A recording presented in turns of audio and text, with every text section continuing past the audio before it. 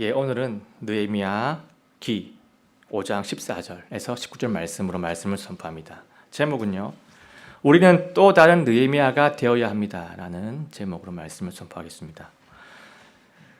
오늘 본문은요, 느헤미야가 어떤 리더인지 그 특징을 잘 보여주는 그런 본문입니다. 하나님 사역 앞에서 올바른 리더상이 무엇인지 본문에서 딱 보여주고 있습니다. 오늘은 이 유다의 총독을 맡고 있는 느헤미야 개인적인 이야기가 나옵니다.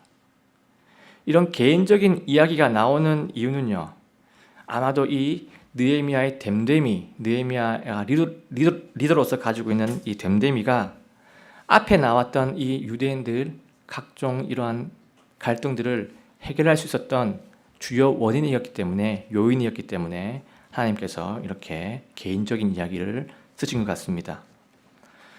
자, 그러면 느헤미야가 어떤 리더였는지 본문을 가지고 한번 하나하나 찾아보겠습니다. 이 느헤미야의 그 리더상에서 우리가 본받을 것이 무엇인지 한번 염두하면서 보겠습니다. 첫 번째입니다.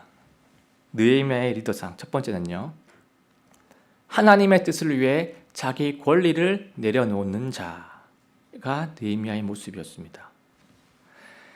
이 느헤미야는요, 페르시아 제국의 아닥사스다 왕이라는 이 왕이 통치할 그 기간에 12년 동안 유다의 총독을 맡았습니다.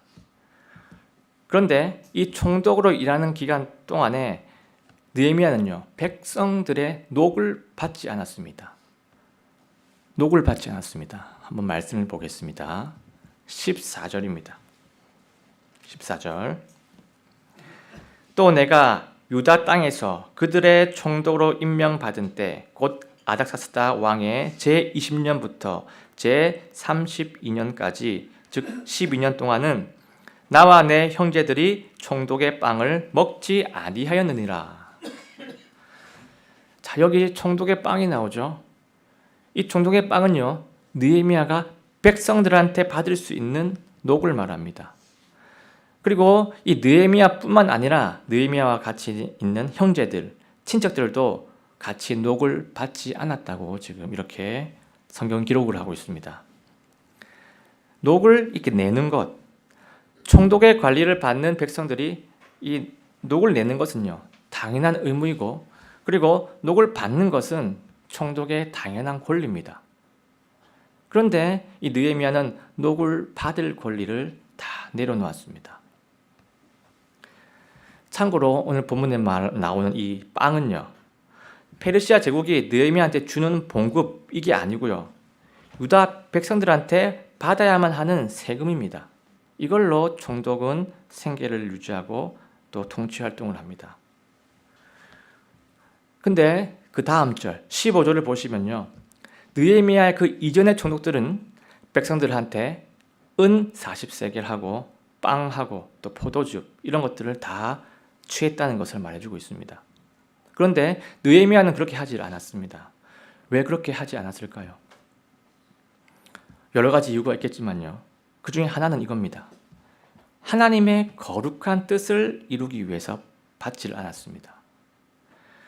유대인 이 백성들이 물질에 대한 문제를 가지고 시험에 들어가지고 이 성벽 사역에 집중을 못할까봐 느헤미야는 이 백성들 물질 문제에 대해서는 전혀 건드리지를 않았습니다. 그러니까 하나님을 위해서, 하나님의 사역을 위해서 녹을 받을 권리를 딱 제한을 했습니다. 이 지금 유대인 백성들은 지금 물질 문제로 많이 힘들어하고 있다는 것을 느헤미야는 잘 알고 있었죠. 그런데 이러한 느헤미야의 모습은요, 우리 예수님의 모습을 떠올리게 합니다. 우리 예수님이 어떻게 하셨습니까? 예수님은 하나님과 동등하신 분인데도 불구하고 하늘의 영광을 다 버리고 이 땅까지 내려오셨습니다. 우리를 위해서 이 땅까지 내려오시고 우리를 위해서 인간의 몸으로까지 내려오셨습니다. 내려오셔가지고 가난한 집 목수의 아들로 어릴 때 살았습니다. 자기의 권리를 다 버리셨습니다. 여러분, 하나님을 위해서 하나님의 뜻을 위해서 자기 권리를 딱 내려놓은 사람이 선한 영향력을 미칠 수가 있습니다. 우리 교회에도요, 하나님의 영광을 위해서 자기 권리를 내려놓으신 성도님들이 많이 계십니다. 따로 언급을 안 드려도 교회 여기저기에서 성도님들하고 교회를 섬기시는 분들이 계십니다. 이것저것에서 뭔가를 하고 계십니다. 교회에서 쉴 수 있는 권리, 또 교회에서 일보다는 그냥 교제만 할 수 있는 권리, 또 친한 사람만 이렇게 같이 어울리고 싶어 하는 나의 권리, 다 내 권리가 있습니다. 그런데 이런 권리들을 딱 내려놓으셨습니다.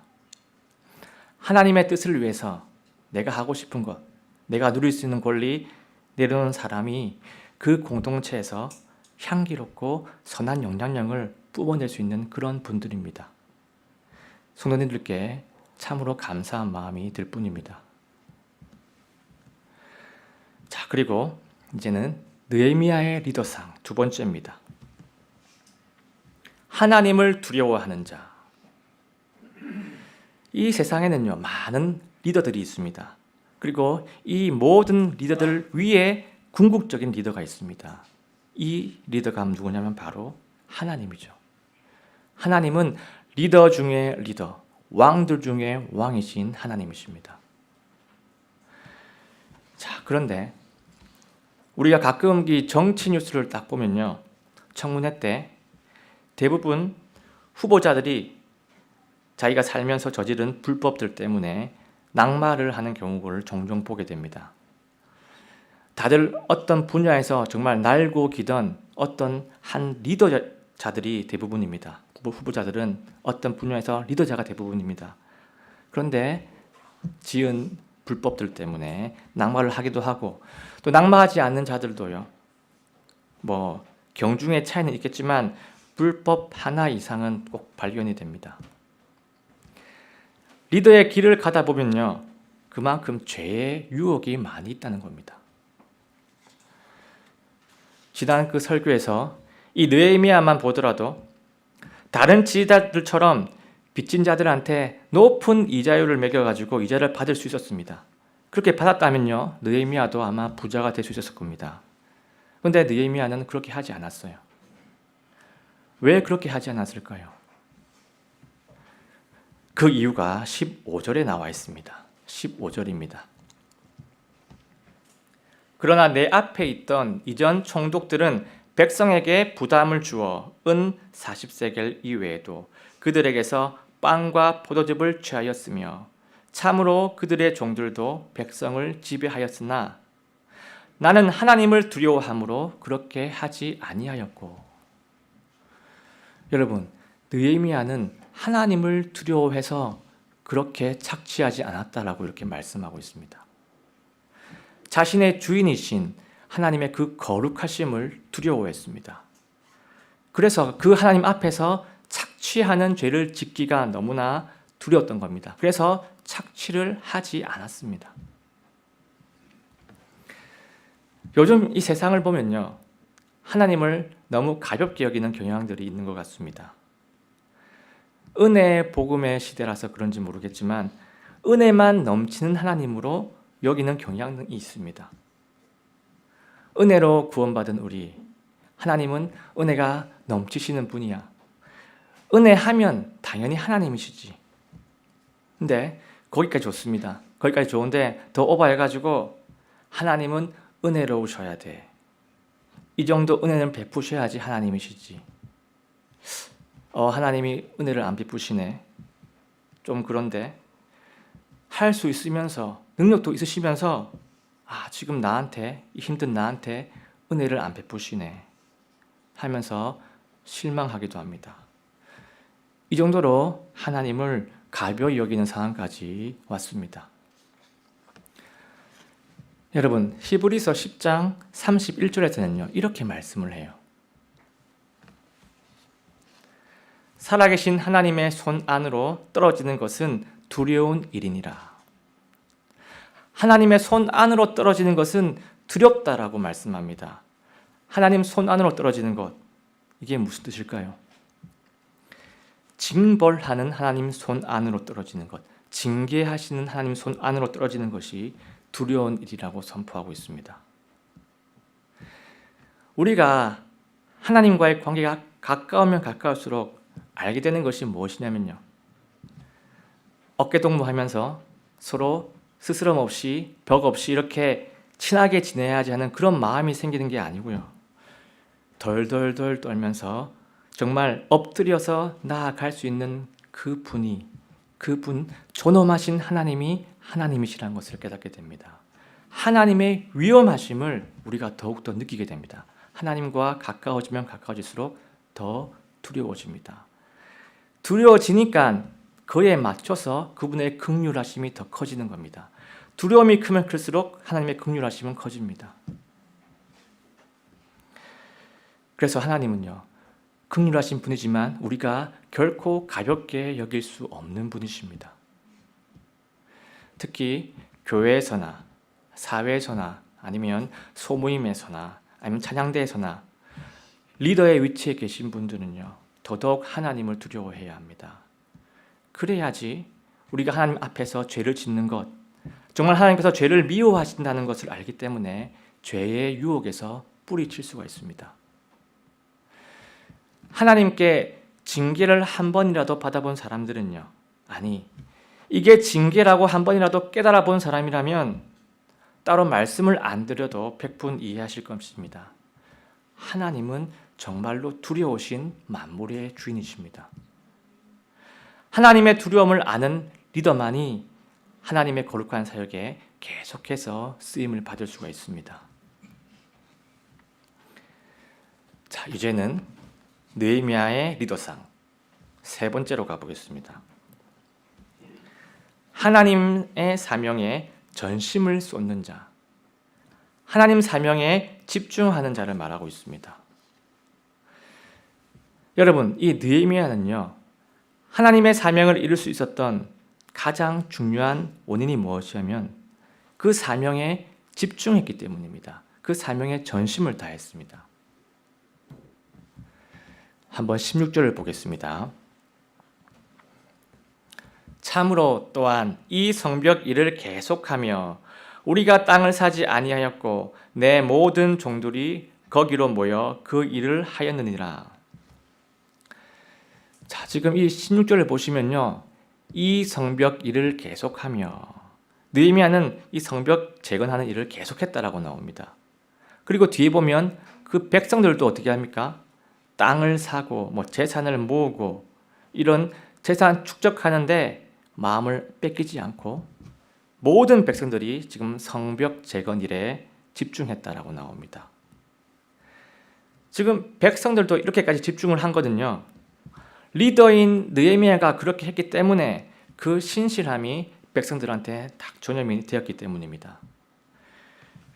유대인 공동체 전체가 하나님 사명을 최우선을 여기고 하나님 사명을 집중하는 일은요, 그건 놀라운 일입니다.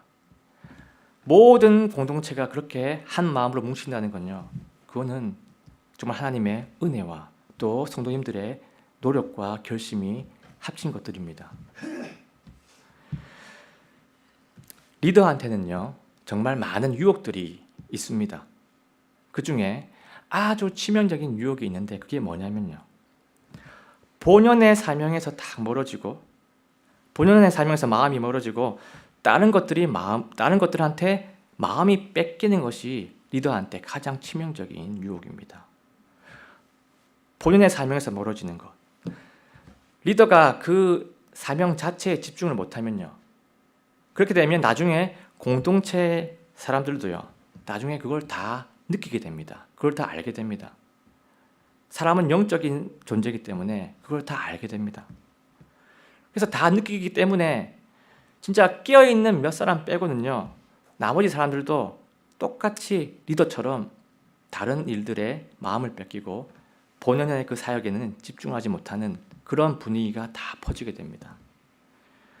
리더 한 사람이 이렇게 되면요, 그 공동체 전체가 하나님의 본연의 사역에 집중하지 못하는 그냥 껍데기 공동체로 전락을 하게 되고 맙니다.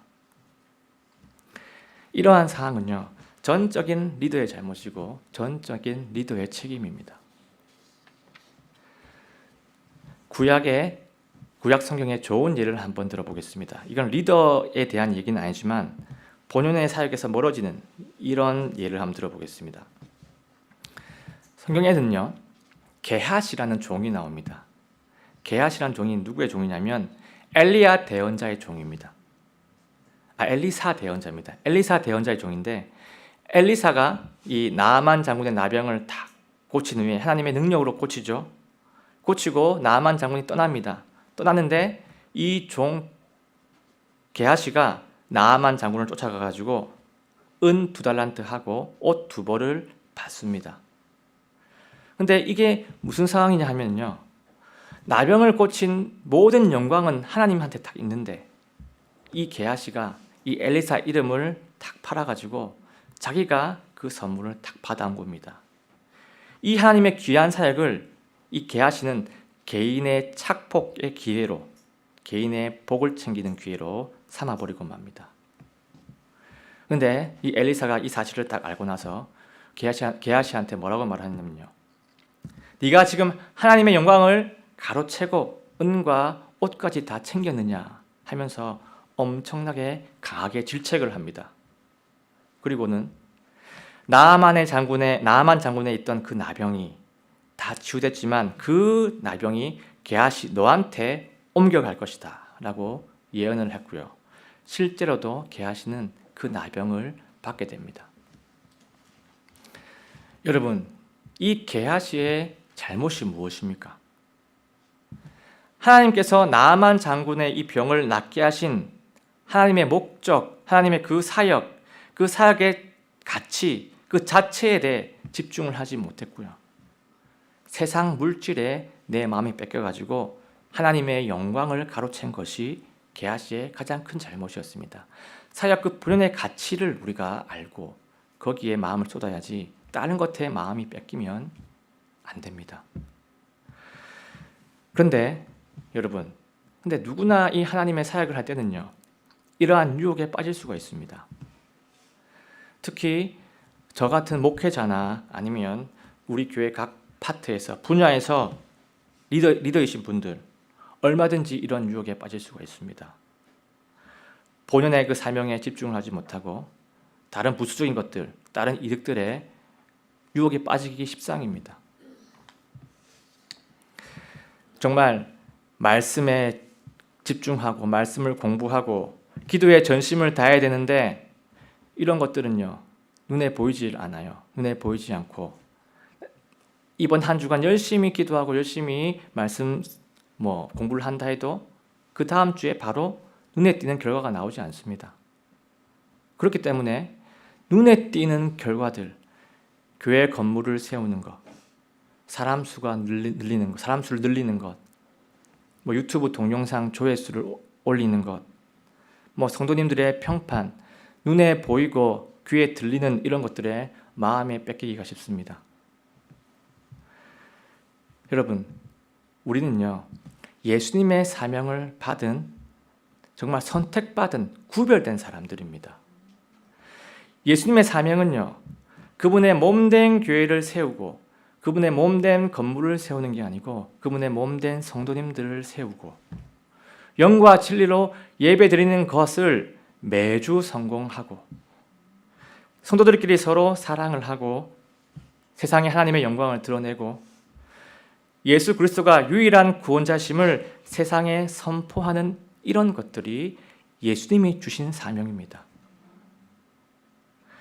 우리가 이러한 본연의 사명, 이 본연의 사명에 집중해야지 다른 것들에 마음에 뺏기고 눈에 보이는 것들, 귀에 들리는 것들에 마음을 뺏기면 우리는 하나님의 사역을 제대로 이룰 수가 없습니다.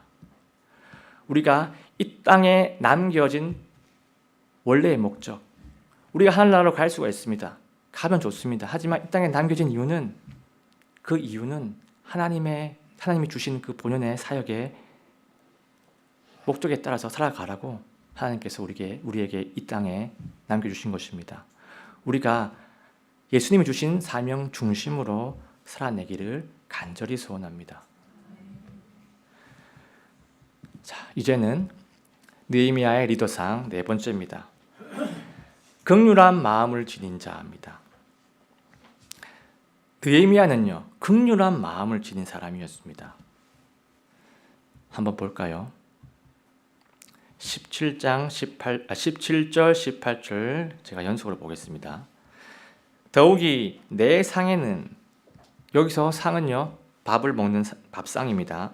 내 상에는 유대인들과 지리자들 150명이 있었고 그 외에도 우리 주변의 이교도들 가운데서 떠나 우리에게 온 자들이 있었으므로 이제 사람들이 날마다 나를 위해 소 한 마리와 좋은 양 6마리를 예비하고 나를 위해 날 짐승도 예비하며 열흘에 한 번씩은 각종 포도즙을 준비하였느니라. 그럼에도 이 모든 것을 위해 내가 총독의 빵을 요구하지 아니하였으니 이는 이 백성에게 부과된 속박이 심하였기 때문이라. 네, 지금 이 내용이 무슨 내용이냐면요, 느헤미야가 딱 식사를 할 때 자기 백성들 150명과 함께 먹었다라고 지금 나오고 있습니다. 기록하고 있습니다. 느헤미야가 직접 이 150인분을 직접 요리해가지고 이렇게 딱 제공한 것은 아니지만요, 그래도 이 자기 사람들을 딱 써가지고 자기 비용을 다 들여서 150인분 식사를 대접했다는 것은요, 감히 우리가 아마 상상하기 어려운 엄청난 섬김일 겁니다. 오늘 우리 주일 점심 식사를 위해서 또 청년들 열심히 준비를 했죠. 엄청난 섬김입니다. 그런데 이것을 매번 한다는 것은 보통 일이 아닙니다. 그리고 18절 보시면 느헤미야가 이 섬김을 감당하기 위해서 자기 사람들한테 자기 사람들이 이렇게까지 했습니다. 날마다 소 한 마리, 또 양질의 양 6마리, 또 날짐승, 그리고 열흘에 한 번씩은 포도즙, 여러 가지 포도즙까지 이렇게 상당한 음식들을 준비했다고 지금 기록이 되어 있습니다. 이 얼마나 수고스럽고 이 얼마나 돈이 많이 드는 섬김입니까? 아무나 할 수 없는 섬김입니다. 이렇게 쏟아부어야 할 게 많은 섬김인데도 느헤미야는 마땅히 거둬야 할 세금도 걷지를 않았습니다. 이것은 그냥 100% 내 돈, 내 산, 내 돈, 내 섬김 희생이었습니다. 그런데 이렇게 할 수 있었던 이유가 무엇입니까? 단 하나밖에 없습니다. 백성들을 향한 긍휼한 마음 때문입니다. 백성들이 물질적으로 어려워하는 것을 알고 있기 때문에 백성들을 불쌍히 여기는 마음으로 이렇게 식사로 섬기고 있습니다. 대개 리더들은요, 목표 지향적인 사람이 되기 쉽고 또 그렇게 되면 대개 일 중심적으로 나가기 쉽기 때문에 이 사람들의 필요, 이 사람들의 니즈에는요 관심을 갖기 어렵습니다.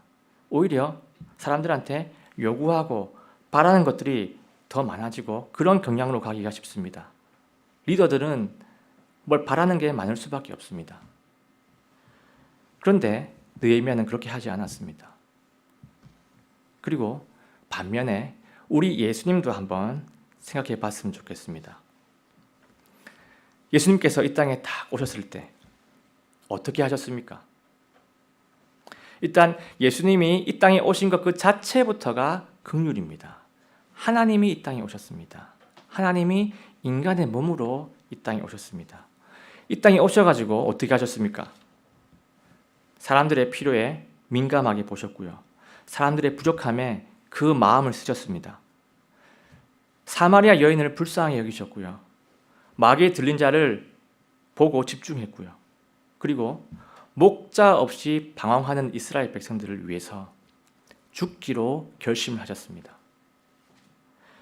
그 백성들이 예수님에게 침을 뱉고 그 머리를 잡아 흔들고 조롱하고 놀리고 하는데도 불구하고 죄의 종이 되어 있는 이 백성들을 불쌍히 여기셔가지고 십자가에서 당장 내려올 수 있는데도 내려오지 않으시고 자기의 피를 다 쏟을 때까지 피 한 방울 한 방울 떨어질 때 그 고통이 느껴짐에도 불구하고 그 고통을 다 느끼고 죽으실 때까지 거기서 인내하시고 죽으셨습니다.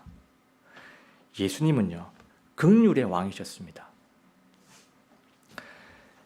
여러분, 누군가를 딱 바라볼 때 긍휼한 마음이 없으면 사랑이 부족한 상태입니다. 그것이 권면이든 따끔한 충고이든 아니면 섬김이든 간에 그 마음속에 긍휼함이 없으면 그 행위는 어쩌면 자아 실현의 행위일지도 모릅니다. 제가 이걸 어떻게 느꼈냐면요, 자녀가 있는 분들은 아실 겁니다. 자기 자녀가 아무리 잘못하고 아무리 부족한 모습을 보인다 하더라도 자녀를 딱 바로잡을 때 엄한 행동으로 딱 꾸짖고 하더라도 그 안에는 불쌍히 여기는 마음이 있다는 것을 자녀를 가지고 있는 분들은 알고 있을 겁니다. 예수님의 긍휼하심이 바로 그런 마음일 겁니다. 일단 긍휼한 마음이 기본으로 깔려 있습니다. 우리도 이 사람들에 대한 마음이 이러한 예수님처럼 긍휼한 마음이 바탕이 되기를 하나님께 기도했으면 좋겠습니다. 자, 이제는 느헤미야의 리더상 5번째입니다. 하나님의 은혜를 구하는 자입니다. 하나님의 은혜를 구하는 자. 하나님의 사명을 맡은 자는요, 하나님의 도우심과 하나님의 은혜를 절실하게 구해야 됩니다. 그냥 필요한 게 아니고요, 거기에 대해서 절실해야 합니다. 앞에서 우리가 본 것처럼요, 느헤미야는 하나님을 늘 의식하는 사람이었습니다. 하나님을 늘 의식을 했기 때문에 두려워한 마음이 있는 것은 당연했고요. 그래서 또 늘 하나님의 은혜를 구했습니다. 자, 한번 19절을 한번 보겠습니다. 느헤미야의 고백입니다. 내 하나님이여, 내가 이 백성을 위해 행한 모든 것에 따라 나를 생각하시고 복을 주시옵소서. 자, 지금 느헤미야가 어떤 기도를 하고 있습니까? 자칫하면 자화자찬 기도로 오해할 수도 있을 겁니다. 그런데 잘 보시면 그게 아닙니다. 지금 이 말은요, 느헤미야가 사람들 앞에서 한 말이 아니고 하나님과 1대1 상황에서 하나님께 올린 말입니다. 지금 느헤미야는요, 자기 자신을 하나님의 평가 아래에 두었습니다. 하나님 평가 아래에 딱 두고, 그리고 하나님 평가를 기다립니다. 하나님의 평가를 중시했습니다. 사람들의 평가가 아니고요, 하나님의 평가를 염두에 둡니다. 그리스도인들한테 이러한 부분들은 참 중요하죠. 우리는 대부분 사람들하고 소통을 하고 사람들과 서로 부대끼고 이렇게 살기 때문에 사람들의 평가에 더 신경을 쓰기 쉽습니다. 그런데 이 사람들의 평가보다는 하나님이 이것을 어떻게 생각을 하실까? 하나님 입장에서는 이걸 어떻게 여기실까? 이 부분에서 하나님의 뜻은 무엇일까? 이런 관점이 우리 그리스도한테는 훨씬 더 중요합니다. 하나님을 의식하는 것이 바로 신앙이죠. 하나님을 의식하는 것이 신앙입니다. 하나님을 더 의식하는 것이 바로 신앙의 정도이고요. 이 의식이 하나님 관계 중심의 증표고 그 관계 중심의 증거입니다. 지금 느헤미야는요, 자기가 백성들한테 이 한 행동을 보시고 하나님의 판단대로 선한 것을 주시옵소서 하고 기도를 하고 있습니다. 자, 한번 보시면 여기에 복을 주시옵소서라고 번역이 되어 있죠. 근데 킹제임스 성경 영어로 보면 for good입니다. for good. 선한 것입니다. 선한 것을 지금 구하고 있는 겁니다. 이 선한 것은요, 복도 되겠지만 더 기막힌 뜻은 하나님의 은혜가 그 선한 본질에 더 가깝게 있습니다. 그래서 이 19절은요, 이런 식으로 해석을 할 수가 있어요. 하나님, 나의 하나님, 제가 백성들에게 한 행동을 보시고 선한 것으로 저를 생각해 주시옵소서. 은혜로 저를 생각해 주시옵소서. 이런 식의 뜻으로 느헤미야는 이런 겸손한 부탁을 한 것입니다. 느헤미야 스스로의 자화자찬 기도가 아니고요. 하나님의 은혜를 구하는 겸손한 기도입니다. 여러분, 우리 교회가 지금 이 순간 이렇게 존재하는 것은요, 전적인 하나님의 은혜입니다. 은혜가 전적입니다. 누가 뭐라 해도 어떤 사건들이 벌어진다고 하더라도 우리 교회의 주인은 하나님이시고 우리 교회의 주인은 예수님이셔가지고 우리 교회를 손수 지금 운행하고 계십니다. 우리가 우리 교회를 잘 이루어 가려면요, 반드시 하나님의 은혜를 절실하게 구해야 합니다. 저도 당연히 그렇게 해야 되고 저는 기본이고요. 우리 성도님들 모두가 각자의 자리에서 리더라고 생각을 하시고 하나님을 항상 의식하고 하나님 입장에 내가 통제가 되고 그리고 내가 하나님의 은혜를 구해야 하고 그 은혜에 의지해야 합니다. 하나님, 제가 하나님의 은혜를 구합니다. 하나님, 제가 하나님의 은혜를 구하겠습니다. 하는 이 결심, 내 의지를 하나님의 뜻에 순종하는데, 하나님의 은혜를 구하는데 다 쓰시기를 원합니다. 이렇게 은혜를 구하는 마음이 나의 가정에서, 나의 직장에서, 나의 학교에서, 나의 소모임에서 이 마음이 온전히 이루어지기를 원합니다. 하나님의 은혜를 구하는 자가 바로 올바른 리더자입니다. 여러분, 오늘은 느헤미야 5장 이 뒷부분을 통해 가지고 느헤미야의 리더상이 무엇인지 한번 살펴봤습니다.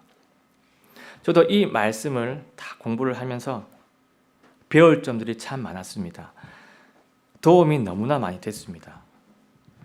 정말 이 5가지 다 좋았지만요, 그 중에 가장 마음에 와닿은 것은 이 4번이었습니다. 긍휼한 마음을 가진 자. 자, 이 부분은 저한테 자녀가 있다 보니까 더 깨닫게 된 부분이었습니다. 누군가가 아무리 잘못된 상태에 있다 하더라도 내가 긍휼한 마음을 가지고 반응하는 것하고 그런 마음이 없이 반응하는 것하고는 정말 천지 차이구나. 정말 긍휼한 마음이 없으면 그 반응은 결코 선한 영향력을 미칠 수가 없구나. 이 사람이 제 딸 예린이었다면 내가 이렇게 반응을 했을까? 물론 바로 잡으려는 외적인 행동들은 비슷할 수 있겠지만 이런 말투와 이런 감정들로 내가 했을까? 이제는 매번 그것을 점검하게 됩니다. 특히 이 설교를 준비하면서 아내한테 많이 미안했습니다. 같은 행동을 할지라도 그 안에 내가 긍휼함이 있었는가? 긍휼함이 모자랐구나. 이것을 너무나도 절실하게 깨달았습니다. 여러분들은 오늘 이 느헤미야 리더상을 딱 보시고 몇 번이 가장 마음에 와닿으십니까? 하나님의 뜻을 위해 자기 권리를 내려놓는 자, 하나님을 두려워하는 자, 하나님 사명에 집중하는 자, 전심을 쏟는 자, 긍휼한 마음을 지닌 자, 하나님의 은혜를 구하는 자. 각자가 한번 생각을 해보았으면 좋겠습니다. 나 자신한테 딱 비추어봐서 그 가장 와닿는 그 리더상을 딱 나한테 적용시켜서 나한테 장착을 해서 정말 내가 속한 그 공동체에서 올바른 리더가 되기를 원합니다. 여러분, 역사상 가장 위대한 지도자가 누구입니까? 그분은 궁극적인 느헤미야, 바로 예수 그리스도십니다. 오늘 본문이 선포한 이 리더십을 완벽하게 구현하신 분이 바로 예수 그리스도십니다. 그래서 이 땅 아래에 있는 또 다른 리더들, 어떤 목사님들, 어떤 박사님들, 어떤 정치가들, 이런 분들께 내 마음을 다 뺏기지는 마시고 나의 주인이시고 나의 교회의 머리이신 예수 그리스도를 바라보시고 그분을 본받으시기 바랍니다. 그 예수님의 형상은요, 이 성경 말씀에 잘 드러나 있습니다. 그래서 하나님이 우리한테 손수 이 손에 맡겨주신 이 성경 말씀과 늘 동행하시면서 내가 속한 그 공동체에서 예수 그리스도를 닮은 또 하나의 느헤미야가 되시기를 예수님의 이름으로 간절하게 소원합니다.